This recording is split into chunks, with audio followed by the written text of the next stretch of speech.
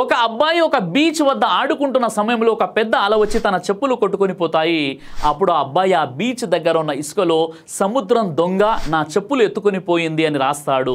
దాని తర్వాత ఒక వృద్ధురాలి కొడుకు ఆ సముద్రంలో కొట్టుకొని పోతాడు. అప్పుడు ఆ వృద్ధురాలు సముద్రం దగ్గర ఉండే ఇసుక మీద సముద్రం నా కొడుకుని హత్య చేసింది అని రాస్తుంది.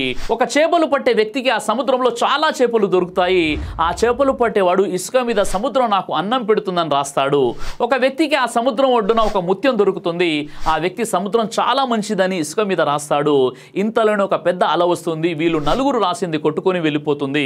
నీతి ఏమిటంటే సమాజం మనల్ని ఎన్ని రకాలుగా కామెంట్ చేసినా ఎన్ని మాటలు అన్నా మనం సముద్రంలా మారిపోవాలి. సముద్రం గురించి నలుగురు వ్యక్తులు 4 రకాలుగా రాసిన సముద్రం పట్టించుకోలేదు. ఒకే ఒక పెద్ద అల వచ్చి మొత్తం కొట్టుకొని పోయింది. అలానే మన గురించి నలుగురు 4 రకాలుగా అనుకున్నా నువ్వు సాధించే ఒక పెద్ద విజయమే వారికి సమాధానం అవుతుంది.